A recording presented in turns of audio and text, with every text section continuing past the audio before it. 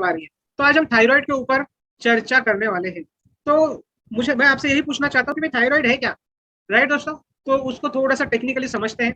हमारे शरीर में बहुत सारी ग्रंथियां होती है, राइट। उनमें से एक ग्रंथि होती है थायराइड, राइट। अभी ये जो थायराइड जो पार्ट है ना, वो एंडोक्राइन सिस्टम का एक पार्ट है, राइट दोस्तों।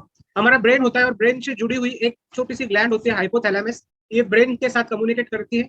और फिर हाइपोथैलेमस के नीचे नीचे पिट्यूटरी ग्लैंड होती है, ये क्वीन ग्लैंड है। और शरीर में जितनी भी ग्रंथियां हैं, उन सभी ग्रंथियों को आदेश देने का कार्य ये पिट्यूटरी ग्लैंड करती है, माय डियर फ्रेंड्स, राइट। फिर आप देख सकते हो कि और भी ग्लैंड है, पिनियल ग्लैंड है, इसका कार्य अलग है, थायराइड एंड पैराथायराइड ग्लैंड है, राइट। फिर यहाँ पे थाइमस ग्लैंड है, फिर यहाँ पे पैंक्रिया एक ग्लैंड है। फिर यहाँ पे आप देखोगे किडनी के ऊपर बराबर से पीली आकृति आपको एड्रिनल ग्लैंड दिखाई दे रही है। फिर महिलाओं में ओवरी होती है इन फीमेल्स, और पुरुषों में होते हैं टेस्टिकल्स, ये भी ग्लैंड है। और प्लेसेंटा नाम की जो ग्लैंड होती है वो प्रेगनेंसी के दौरान काम आती है, महिलाओं में होती है। तो ये ओवरऑल स्ट्रक्चर हमने देखा कि हमारे शरीर में कितनी सारी ग्रंथियां होती हैं, और ये सारी ग्रंथियां क्या करती है, डिफरेंट डिफरेंट हार्मोन्स बनाती है। अब हार्मोन्स मतलब क्या, तो संप्रेरक। अब संप्रेरक मतलब क्या, कि कुछ ऐसे द्रव पदार्थ या स्त्राव या कुछ ऐसे केमिकल्स सामान्य भाषा में ये ग्रंथियां बनाती है। और ये सारे केमिकल्स हमारे शरीर में डिफरेंट डिफरेंट डिफरेंट कार्य करते हैं, राइट दोस्तों। इतना तो समझ में आ गया what is endocrine system. Endocrine system में कई सारी ग्लैंड्स होती है, और उस ग्लैंड में उन ग्लैंड्स में एक ग्लैंड होती है जिसका नाम है थायराइड ग्लैंड, राइट दोस्तों। तो ये थायराइड का जो ग्लैंड होता है वो कहाँ पे होता है, बिल्कुल यहाँ पे होता है, राइट। अब आप मेरा गला देख रहे होंगे तो यहाँ पे ये थायराइड ग्लैंड होती है। और इसका आकार कैसे होता है, बटरफ्लाई देखा है आपने, मराठी में फुलपाखरू कहते हैं और हिंदी में उसको कहते हैं तितली। तो तितली जैसा आकार होता है इस ग्लैंड का, राइट दोस्तों। बातें समझ में आ रही है। अब हमने थायराइड ग्लैंड कहाँ होती है और भी ग्लैंड क्या कहाँ होती है वो देख लिया। अब हम आयुर्वेद की भाषा में थोड़ी सी बात करेंगे। तो दोस्तों अकॉर्डिंग टू आयुर्वेदा हमारे शरीर में 3 प्रकार के दोष होते हैं। पित्त दोष होता है, कफ दोष होता है, वात दोष होता है, राइट दोस्तों। मतलब हमारी प्रवृत्ति जो होती है, पित्त कफ और वात की प्रवृत्ति होती है, और ये तीनों चीजें अगर बैलेंस है तो हम बिल्कुल हेल्दी हैं। और जब भी हमारे शरीर में वात पित्त और कफ इनका डिसबैलेंस हो जाता है, मतलब कोई बहुत ज्यादा बढ़ जाता है, कोई बहुत ज्यादा कम हो जाता है, राइट दोस्तों, तो हमारे शरीर में इनका जो इक्विलिब्रियम होता है, बेरियम होता है, वो खराब हो जाता है, और फिर बीमारियां आने लग जाती है। तो अकॉर्डिंग टू आयुर्वेदा हमारे शरीर में जितनी भी समस्याएं आती है, जितनी भी बीमारियां आती है, क्यों आती है, वात पित्त और कफ इसका डिसबैलेंस हो जाता है।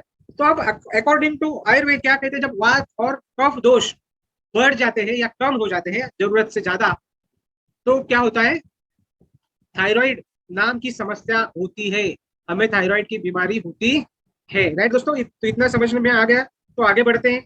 अब सबसे इंपॉर्टेंट बात, राइट दोस्तों, मैंने थोड़ी देर पहले कहा था कि थायराइड ग्लैंड को आदेश कौन देता है, तो पिट्यूटरी ग्लैंड आदेश देता है, राइट। पिट्यूटरी ग्लैंड को आदेश कौन देता है, तो हाइपोथैलेमस। हाइपोथैलेमस कहाँ होता है, तो हमारे ब्रेन के बिल्कुल नीचे हाइपोथैलेमस होता है, राइट। तो शरीर में कौन से हार्मोन की जरूरत है, ये हाइपोथैलेमस पिट्यूटरी ग्लैंड को बताता है। पिट्यूटरी ग्लैंड उस पर्टिकुलर ग्लैंड को क्या करती है, सिग्नल देती है।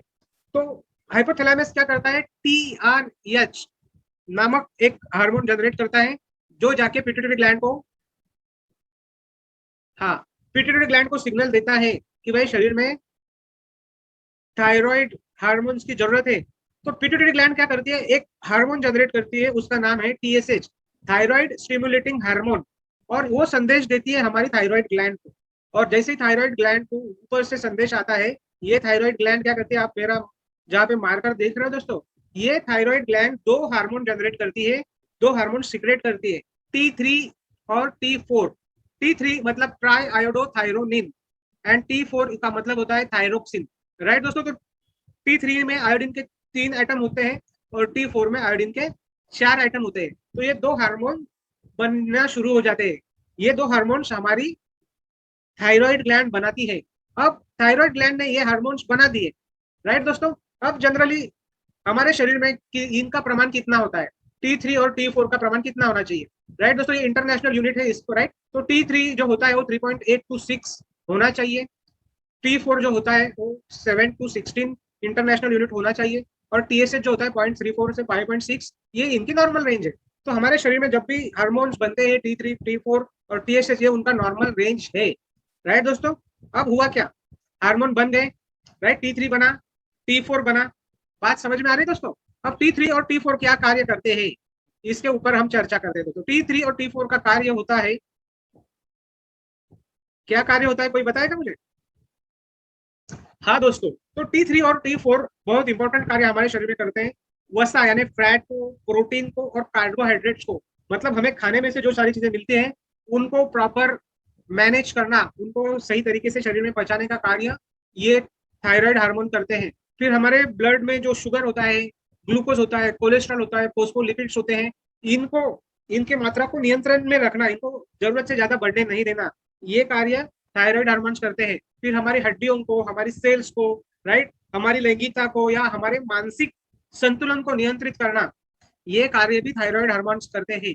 इतना ही नहीं माय डियर फ्रेंड्स, हृदय गति, हार्ट बीट्स, राइट, को नियंत्रित रखना, आपके ब्लड प्रेशर को नियंत्रित रखने का भी इंपॉर्टेंट कार्य थायराइड हार्मोन्स करते हैं। साथ ही में महिलाओं के प्रेगनेंसी में भी इनका इंपॉर्टेंट रोल होता है। और इतना ही नहीं, तो दोस्तों इसके अलावा महिलाओं को प्रेगनेंसी के बाद, बच्चों को जन्म देने के बाद जो दूध का स्त्राव होता है, राइट दोस्तों, सही मात्रा में दूध का निर्माण होना चाहिए, उसमें भी थायराइड हार्मोन्स का इंपॉर्टेंट रोल होता है।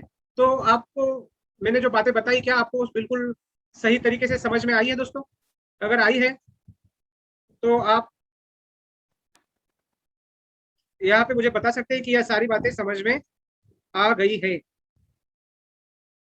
तो दोस्तों अब हमने जाना कि हमारे शरीर में थायराइड हार्मोन्स का रोल क्या होता है, राइट। अब हम आगे जानेंगे यहाँ पे, राइट दोस्तों, थायराइड के प्रकार, कितने प्रकार के थायराइड होते हैं। तो जनरली देखिए दोस्तों, थायराइड, या तो हमारे शरीर में थायराइड हार्मोन्स कम बनते हैं या तो ज्यादा बनते हैं, दो ही केसेस होती है, तीसरी केस होती नहीं है। अगर आपके शरीर में थायराइड हार्मोन्स कम बन रहे हैं, इसका मतलब आपका थायराइड जो है हाइपोथायराइड है, और आपके शरीर में हार्मोन्स की मात्रा ज्यादा है, ज्यादा हार्मोन्स क्रिएट हो रहे हैं, T3 T4 की निर्मित ज्यादा हो रही है, तो ये आपका थायराइड का जो प्रकार होता है, इसे कहा जाता है हाइपर थायराइड। हाँ दोस्तों, तो दो प्रकार है, हाइपर थायराइड यानी जरूरत से ज्यादा हार्मोन्स बन रहे हैं, और हाइपोथायराइड यानी जरूरत से कम हार्मोन बन रहे हैं। तो ये हमें कैसे पता चलेगा? अगर TSH लेवल ज्यादा है, राइट, TSH लेवल अगर जरूरत से ज्यादा है तो ये है हाइपर थायराइड, सॉरी हाइपोथायराइड, और TSH लेवल अगर कम है तो ये है हाइपर थायराइड। तो बातें समझ में आ रही है दोस्तों? राइट दोस्तों, क्लियर हो गया? यहाँ तक बातें अगर समझ में आई होंगी तो आपको टाइप करना है यस, यहाँ तक का सारा टॉपिक समझ में आ चुका है, तो फिर हम आगे बढ़ते हैं, राइट।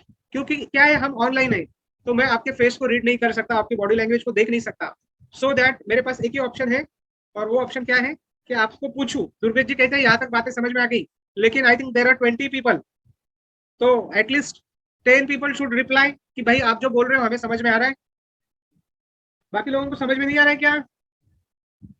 ये सिद्धेश जी कहते हैं यस समझ में आ रहा है, वेरी गुड वेरी गुड, चलो अच्छी बात है, राइट। आप रिप्लाई करते रहिए सो दैट मैं आगे बढ़ता हूँ। अब हमको थायराइड हो गया है, हम कैसे समझेंगे? तो मैंने अभी थोड़ी देर पहले आपको बताया था कि there are 2 types of thyroid होता है, राइट। तो अब हम सिम्टम्स जानेंगे। अब ये जो सिम्टम्स हम देख रहे हैं ये है हाइपर थायरोडिज्म, यानी शरीर में क्या बन रहा है, इंसुलिन, सॉरी, थायराइड हार्मोन्स की निर्मित जरूरत से ज्यादा हो रही है, और जब जरूरत से ज्यादा ये हार्मोन्स हमारे शरीर में बनते हैं तब फटीग यानी हेवी हेवी लगता है, सुस्ती सा लगता है, हमारे जो मसल्स होते हैं वो कमजोर होते हैं, मसल पेन होने लग जाता है, नींद नहीं आती है, नींद नहीं आने की समस्या शुरू हो जाती है, इरेगुलर हार्ट बीट, हमारा जो हार्ट बीट है वो अनियंत्रित हो जाते हैं, राइट, जरूरत से ज्यादा बढ़ जाते हैं। और हाइपर थायरॉइडिज्म में क्या होता है my dear friends, weight loss होने लगता है, बहुत तेजी से वजन गिरता है, और नर्वसनेस रहती है, चिंताजनक, डिप्रेस हो जाता है बंदा, इरिटेबिलिटी मतलब चिड़चिड़ा बन जाता है, मूड स्विंग, कभी खुशी कभी गम। अभी आपको लगता होगा अरे अभी तो अच्छा था ये बंदा, या अभी तो अच्छी थी, ये क्या हो गया? तो ये जो मूड स्विंग वाली बात है ना माय डियर फ्रेंड्स, ये थायराइड के कारण होता है। हैंड ट्रिमर्स, हाथों में मतलब समस्या आती है, डायरिया या बहुत ज्यादा मोशंस, बार बार मोशंस को जाना पड़ता है, राइट, डायरिया हो सकता है, या फ्रीक्वेंट बाउल मूवमेंट मतलब पेट साफ नहीं होता है तो बार बार इनको टॉयलेट में जाना पड़ता है, नहीं नहीं बहुत ज्यादा पसीना आता है। तो ये किसकी बात चल रही है? हाइपर थायरॉइडिज्म की बात चल रही है। मसल ट्विचिंग, नाखून जो होते हैं वो खुरदरे हो जाते हैं, टूट कर गिरने लग जाते हैं, अपने आप टूटते हैं। हाथों में बहुत ज्यादा हाथ जो होते हैं वो लाल हो जाते हैं, राइट, जैसे खून जमा हो गया हो वहां पे, राइट, आंखें बड़ी हो जाती हैं, और मेंस्ट्रुअल साइकिल जो होता है उसमें बहुत उतार चढ़ाव दिखाई देने लगता है। किसी का तो भी माइक बीच बीच में बंद हो रहा है, चालू हो रहा है, प्लीज कोऑपरेट करिए। राइट दोस्तों, हेयर लॉस, बाल झड़ने लग जाते हैं, बहुत तेजी से बाल गिरते हैं, स्किन थिन होने लगती है, जो त्वचा होती है हमारी उसमें समस्या आती है, ग्वाइटर, राइट, गले में सूजन, ये एक थायराइड का प्रकार है। और इरेगुलर पीरियड्स, तो पीरियड्स भी इरेगुलर हो जाते हैं। तो ये जो हमने लक्षण जाने, ये कौन से थायराइड के लक्षण है? अगर ये सारे लक्षण आपको दिखाई दे रहे हैं तो आपको हाइपर थायरॉयडिज्म, राइट, इसका मतलब आप से ज्यादा थायराइड के हार्मोन्स बन रहे हैं। बात समझ में आई दोस्तों? अब दूसरा थायरॉयडिज्म क्या है? दूसरा थायराइड का प्रकार है हाइपोथायरॉयडिज्म।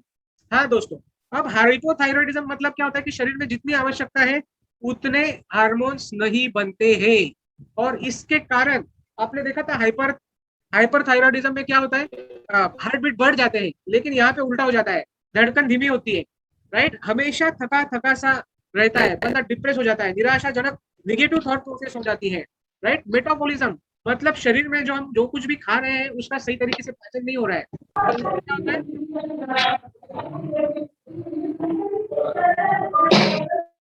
इससे क्या होता है, अगर आप जो खा रहे हो उसका सही तरीके से पाचन नहीं हो रहा है माय डियर फ्रेंड्स, तो फिर ये फैट में कन्वर्ट होता है, और मोटापा, राइट दोस्तों, मोटापा ये वजन बढ़ाने का भी एक बहुत बड़ा मतलब कारण बन जाता है, नाखूनों नाखूनों का पतला होना। और आपने देखा था हाइपर थायराइडिज्म में बहुत ज्यादा पसीना आता है, लेकिन यहाँ पे पसीना नहीं आता है, त्वचा में सूखापन आना शुरू हो जाता है, खुजली होना शुरू हो जाता है, ड्राई हो जाती है त्वचा, और इसके बाद आप देख सकते हो कि जोड़ों में दर्द होना चालू हो जाता है, मास मसल पेन होना शुरू हो जाता है, बाल बहुत ज्यादा गिरने शुरू हो जाते हैं, कब्ज यानी कॉन्स्टिपेशन, पेट साफ नहीं होता है, वहां पे तो बार बार पेट साफ मतलब बार बार मोशन को जाना पड़ता है, बार बार, राइट, लेकिन यहाँ पे पेट साफ नहीं होने देता है, आंखों में सूजन हो जाती है, फिर आदमी भूलना शुरू कर देता है, उसको चीजें याद में नहीं रहती है, फिर कंफ्यूज रहता है, डिसीजन लेने में असमर्थ हो जाता है, चीजें समझने में असमर्थ हो जाता है।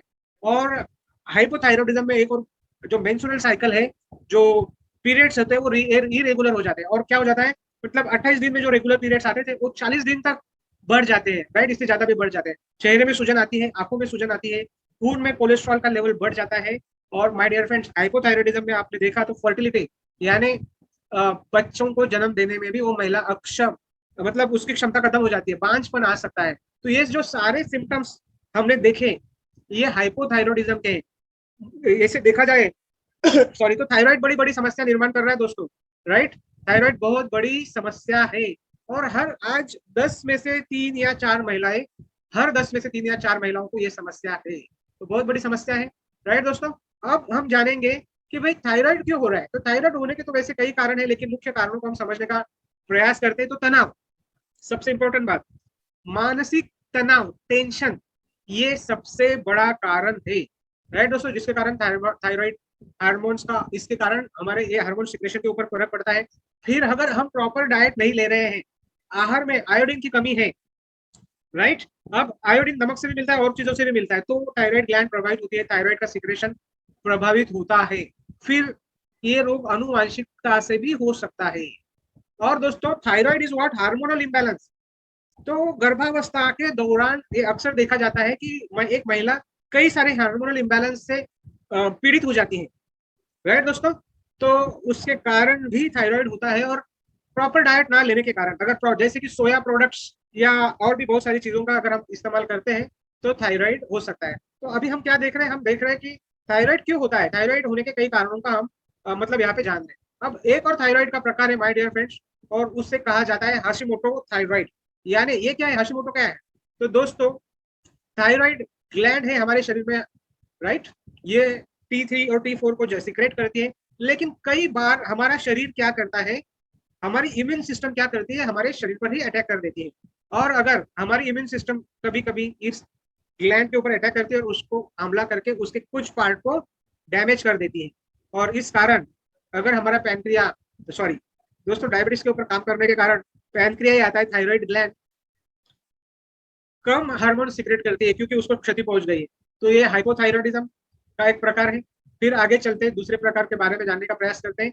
थायराइड ग्रंथि में सूजन आ जाती है दोस्तों। हाँ दोस्तों, थायराइड ग्रंथि में कई कई कारणों से सूजन आती है, और इससे क्या होता है, सूजन आने से पहले तो थायराइड हार्मोन्स का सिक्रेशन बढ़ता है, बाद में कम हो जाता है, और ये भी हाइपोथायरॉयडिज्म का ही एक प्रकार है, राइट। कई बार महिलाओं को गर्भावस्था के बाद ये समस्या आती है, तो थायराइड ग्रंथि में सूजन आते हैं, इसको थायरोइडिटिस कहा जाता है। फिर अगला क्या है, आयोडीन की कमी, राइट दोस्तों। थोड़ी देर पहले मैंने आपको बताया था कि खाने में अगर सही मात्रा में आयोडीन नहीं है तो भी थायराइड हो सकता है। तो आयोडीन हमें आयोडीन युक्त नमक से मिल सकता है, या फिर ऐसे खाद्य पदार्थों का हम प्रयोग करते हैं, राइट, जैसे वहां से हमें आयोडीन मिल सकता है, या डायरेक्टली आयोडीन युक्त दवाइयाँ, राइट, वहां से भी हमें आयोडीन मिल सकता है। आयोडीन की कमी के कारण थायराइड होता है।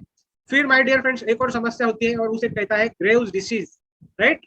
तो ग्रेव्स डिसीज में क्या होता है कि हमारी शरीर की एंटीबॉडीज क्या करती है, ये भी आनुवंशिक बीमारी है, हमारे थायराइड ग्लैंड को अटैक करती है, और यहाँ पे भी थायराइड की मतलब उत्पादन जो है वो कम हो जाता है। तो ये भी हाइपोथायराइडिज्म का एक प्रकार है। फिर देखते हैं कि भाई घेंगा रोग पता है हम सबको, थायराइड ग्रंथि यहाँ पे बहुत बार गला जो है सूज, इन्फ्लेमेशन, राइट, थायराइड ग्लैंड में सूजन आ जाती है, राइट दोस्तों। थायराइड ग्लैंड में सूजन आने के कारण, राइट, थायराइड का जो सिक्रेशन है उसके ऊपर प्रभाव पड़ता है, राइट। यहाँ पे आप चित्र में देख सकते हो कि नॉर्मल ग्लैंड की साइज क्या है, और सूजने के बाद, राइट, ग्वाइटर कहते हैं इसको, सूजने के बाद क्या हो जाता है, एनलार्ज हो जाती है, सूजन आ जाती है, और इसके कारण वो जो ग्लैंड है वो सही मात्रा में T3 और T4 हार्मोन्स को सीक्रेट नहीं करती, जनरेट नहीं करती है, राइट दोस्तों। विटामिन B12 की कमी से भी ये देखा गया है कि अगर शरीर में विटामिन B12 की कमी है तो भी थायराइड हो सकता है। तो हमें क्या करना चाहिए, विटामिन B12 जिनमें ज्यादा है, राइट, डेयरी प्रोडक्ट्स में विटामिन B12 होता है, राइट, फिर नॉन वेजिटेरियन प्रोडक्ट्स में भी विटामिन बी ज्यादा होता है, और ज्यादातर फिश, राइट, सी फूड्स में विटामिन B12 ज्यादा होता है। तो विटामिन B12 युक्त पदार्थों का खाना खाना चाहिए। अब सबसे इंपॉर्टेंट बात, कई महिलाएं काफी दिनों से, काफी सालों से थायराइड की समस्या से ग्रसित है। चाहे आपका थायराइड हाइपोथायराइड हो या हाइपर थायराइड हो, कोई फर्क नहीं पड़ता है, लेकिन आपको खाने पीने की चीजों में क्या ध्यान रखना चाहिए। तो थायराइड के बीमारी में कम फैट, मतलब कम चर्बी वाले पदार्थों का सेवन करना चाहिए, और ऐसे लोगों को अपने डाइट में ज्यादा से ज्यादा फल और सब्जियों को भोजन में शामिल करना चाहिए, राइट, फ्रूट्स एंड वेजिटेबल्स, विशेषता पत्तेदार पाले वाली जो सब्जियां होती है उनमें, उनको जैसे पालक हो गई, मेथी हो गई, राइट, ये एक ऐसी सब्जियां है, पत्ते वाली सब्जियां है, इनमें आयरन की मात्रा ज्यादा होती है, और आयरन की मात्रा अगर आपके शरीर में पर्याप्त है तो थायराइड के लिए फायदा होता है, राइट दोस्तों। पोषक तत्वों से भरपूर भोजन करें जिससे हमें प्रॉपर विटामिन, मिनरल्स और न्यूट्रिएंट ले। नट्स, नट्स मतलब क्या होता है, बादाम, काजू, राइट, फिर मूंगफली या सूरजमुखी, मराठी में अपन क्या कहते हैं उसको, सूर्यफूल। तो इनमें क्या होता है, कॉपर की मात्रा ज्यादा होती है, और कॉपर की मात्रा अगर आपके शरीर में ठीक है तो आपका थायराइड नियंत्रण में लाने में आपको फायदा होता है, राइट दोस्तों। घरेलू उपचार के अंतर्गत मतलब घर में क्या मिल सकता है आपको, दूध और दही का सेवन करें। अगर आपको सिर्फ थायराइड है तो मैं ये सलाह आपको दूंगा। विटामिन ए युक्त पदार्थों का ज्यादा सेवन करना है, फॉर एग्जाम्पल गाजर खा सकते हैं, साबुत अनाज, राइट दोस्तों, साबुत अनाज का सेवन करें, इसमें फाइबर, प्रोटीन और विटामिन भरपूर मात्रा में होते हैं। मुलेठी जैसे तत्व, मुलेठी का उपयोग भी थायराइड के ट्रीटमेंट में किया जाता है, राइट दोस्तों। थायराइड में कैंसर के बढ़ने से भी मुलेठी रोकती है। और गेहूं और ज्वारी, राइट, इनकी रोटियां खाएं, इनका सेवन करें। तो ये अब हमने क्या जाना, थायराइड में हमें कौन सा आहार करना चाहिए, कैसा खाना खाना चाहिए, कौन सा, ये बातें अभी हम जान रहे थे। बातें समझ में आ रही है दोस्तों आपको? अगर समझ में आ रही है तो टाइप करिए हाँ समझ में आ रही है। अगर आपको ये बातें अच्छी लग रही है तो टाइप करिए। चित्रा जी कहती है हाँ समझ में आ रही है। अभी टाइप किया था क्या पहले किया था? टाइप करिए फटाफट। देखना चाहता हूँ कि कितने लोगों को मेरी बातें समझ में आ रही है और कितने लोगों को नहीं आ रही है। सुषमा जी को समझ में आ रही है, ग्रेट ग्रेट, ओके। और ओके, धनंजय जी को समझ में आई, सिद्धेश जी को समझ में आई, 3.5-4 लोगों को बातें समझ में आई। ओके, और भी लोगों को आ रही है। तो देखिए दोस्तों, समझ में आ रही है तो फिर आगे बढ़ते हैं, आगे की बात करते हैं। ओके, तो फिर अब खाना क्या चाहिए ये तो हमने जान लिया, लेकिन थायराइड जनरली जो बीमारी है या जो समस्याएं है, स्ट्रेस के कारण, चिंता के कारण आती है। तो हमें क्या करना चाहिए, तनाव मुक्त जीवन जीने की कोशिश करनी चाहिए, योगासन करना चाहिए, राइट दोस्तों। तो अब थायराइड में किन चीजों को नहीं खाना है, तो जंक फूडों में क्या खाते हैं हम लोग, हम खाते हैं vada pav, samosa, pizza, burger, Chinese, Kurkure, wafers, right दोस्तों। कौन सा बालाजी का वेफर्स को, राइट, कोई ज्यादा तो मैं खाता नहीं इसलिए मुझे पता नहीं ज्यादातर नाम। तो ये नहीं खाने चाहिए, no junk foods, you have to avoid it 100%। Sushma ji आपका माइक ऑन है। धूम्रपान, अल्कोहल और नशीले पदार्थों से बचना चाहिए। जो जिनको भी थायराइड है, ऐसे नहीं कि थायराइड सिर्फ महिलाओं में होता है, पुरुषों में भी थायराइड की समस्या आती है, तो इनसे बचना चाहिए। तो क्या चीजों से बचना चाहिए वो अभी हमने जान लिया। अब जानते हैं कौन से आसन करेंगे। तो थायराइड में हमें लाभ होगा। तो नियमित रूप से प्राणायाम करना चाहिए। प्राणायाम में क्या आता है दोस्तों? कपालभाति और अनुलोम विलोम।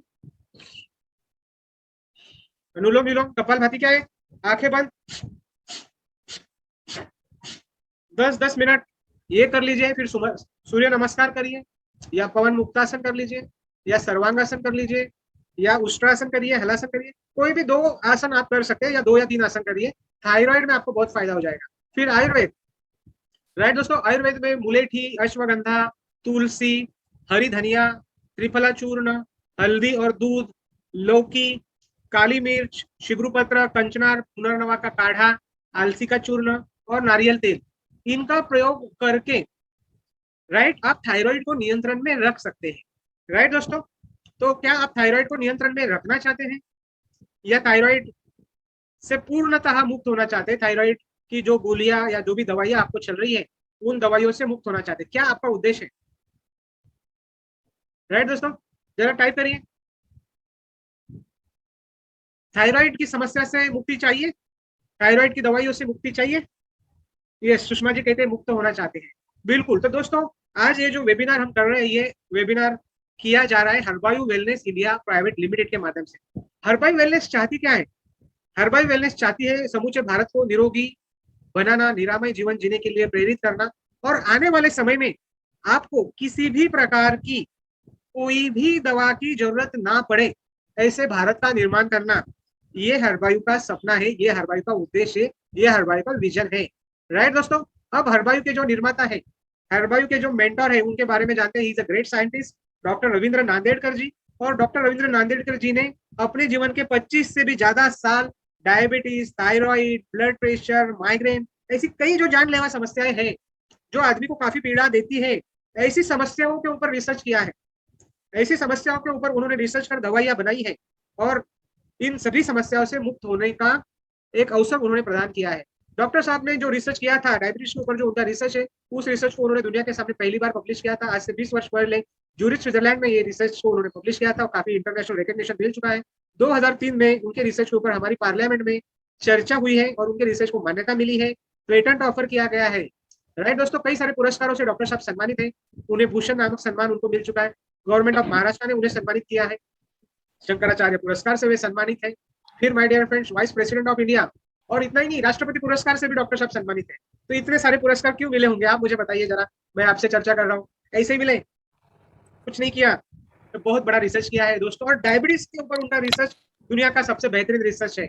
राइट दोस्तों, आपने सुना होगा कि डायबिटीज और थायराइड के लिए जिंदगी भर गोलियां खानी पड़ती है, बीपी के लिए जिंदगी भर गोलियां खानी पड़ती है, लेकिन डॉक्टर साहब ने ऐसा कार्य किया है कि आपको जिंदगी भर ना तो डायबिटीज के लिए, ना तो बीपी के लिए, ना तो थायराइड के लिए गोली खाने की जरूरत नहीं है। मात्र 6 महीने में आपके थायराइड की गोलियों से आपकी मुक्ति हो सकती है। 1.5 से 2 साल में आपकी डायबिटीज से आपका डायबिटीज रिवर्स हो सकता है। राइट, 6 से 8 महीने में अगर आपको बीपी की समस्या है, तो आपकी बीपी की गोलियों से मुक्ति हो सकती है। और भी कई सारी समस्याओं के ऊपर उन्होंने रिसर्च किया है, और इसलिए उनको ये पुरस्कार दिया गया है। मिशन डायबिटीज फ्री इंडिया, मधुमेह मुक्त भारत अभियान चल रहा है, और मधुमेह मुक्त भारत अभियान के माध्यम से 1.5 से 2 वर्षों में सिर्फ डायबिटीज ही नहीं, डायबिटीज से जुड़ी हर समस्या से मुक्ति मिल जाती है। आज का वेबिनार डायबिटीज के ऊपर नहीं है, इसलिए I will not talk much on diabetes. Sunday को 11 बजे आप मेरे साथ ज्वाइन करिएगा। यही लिंक रहेगी, यही पासपोर्ट रहेगा, और हम डायबिटीज को जड़ से खत्म करेंगे। लेकिन आज हम बात कर रहे हैं थायराइड के ऊपर। राइट दोस्तों, तो थायराइड को खत्म करेंगे। राइट दोस्तों, तो क्या रेडी है आप थायराइड के ऊपर, थायराइड को जड़ से खत्म करने के लिए? तो दोस्तों, अभी हमने देखा कि बहुत सारी बीमारियां इंसान को घेर रही है। राइट, थायराइड है, माइग्रेन है, पीरियड रिलेटेड प्रॉब्लम्स है, एनीमिया है, राइट, कैल्शियम की डिफिशियंसी है, आयरन की डिफिशियंसी है, मोटापा बहुत बड़ी समस्या है। सारी समस्याओं की जड़ क्या है?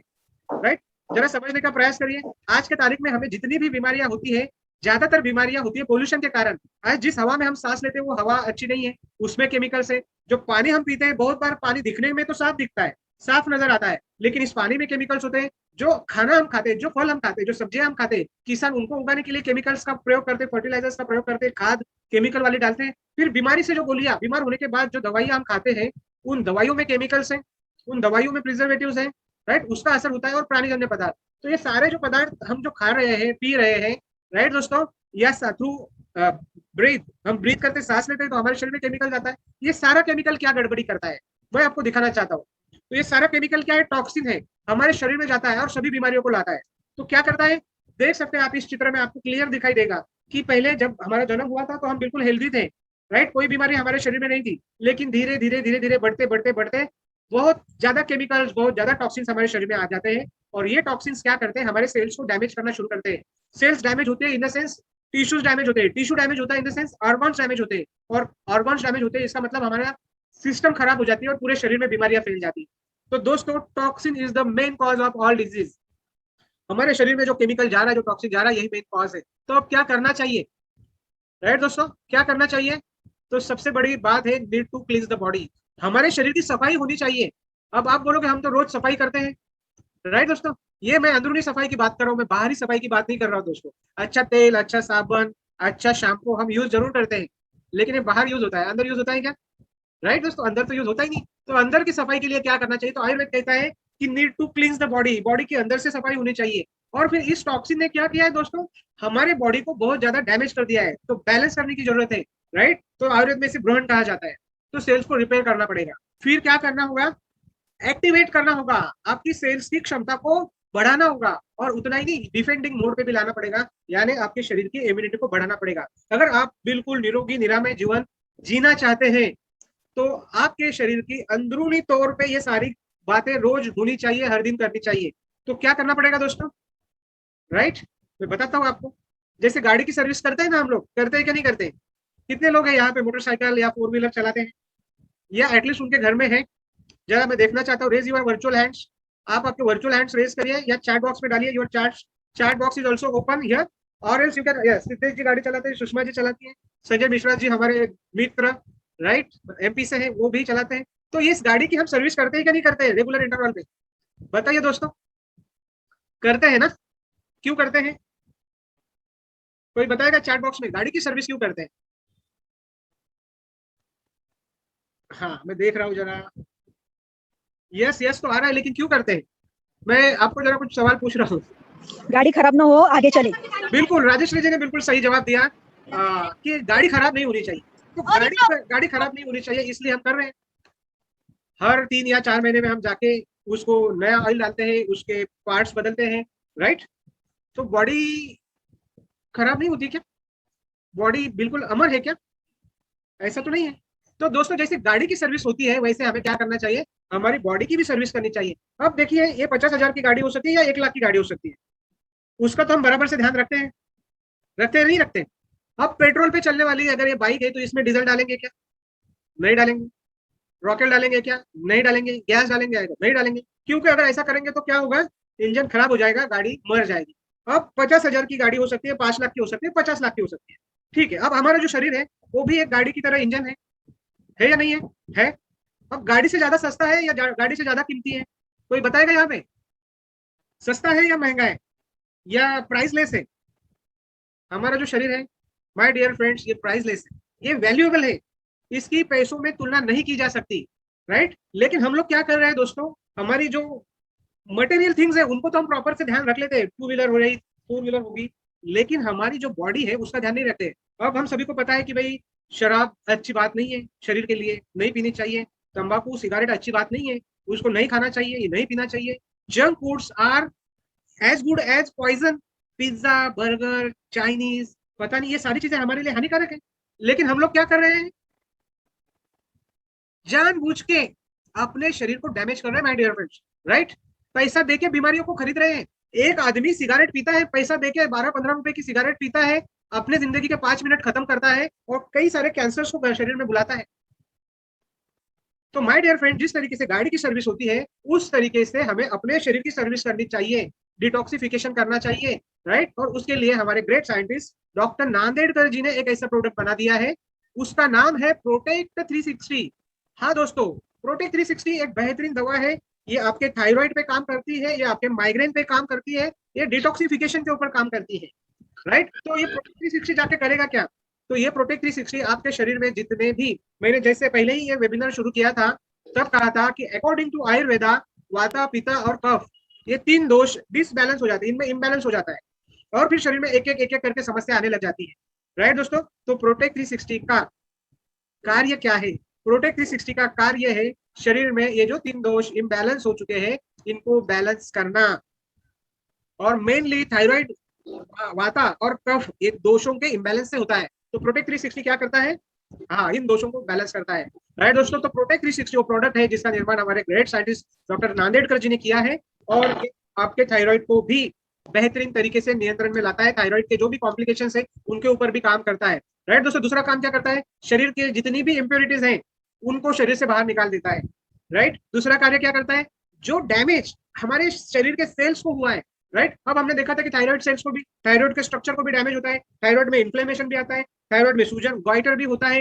राइट, तो ये कई सारी समस्याओं के कारण यहाँ के सेल्स को भी डैमेज पहुंचता है। तो ये जाके रिजुनेट करने का कार्य करता है, सेल्स रिजुनेशन का काम करता है। एंटीऑक्सीडेशन, फर्दर डैमेज शरीर में ना हो इसके लिए ये एंटीऑक्सीडेशन का कार्य करता है। और सबसे इंपॉर्टेंट बात, आपकी इम्यूनिटी को बढ़ा देता है। हाशिमोटो जो थायराइड है माय डियर फ्रेंड्स, ये हमारी ही इम्यून सिस्टम क्या करती है, हमारे थायराइड ग्लैंड के ऊपर अटैक कर देती है और उसको, उसके किसी पार्ट को डैमेज कर देती है और उसके कारण थायराइड हो जाता है। तो ये सारा कार्य प्रोटेक्ट 360 से होता है। अब प्रोटेक्ट 360 में मैंने थोड़ी देर पहले आपको बताया था कि तुलसी कार्य करती है, थायराइड ग्लैंड के ऊपर तुलसी काम करती है, फिर अश्वगंधा यहाँ पे ऑलरेडी है, फिर हल्दी का प्रयोग किया गया है, फिर आप देखोगे माय डियर फ्रेंड्स तो मुलेठी।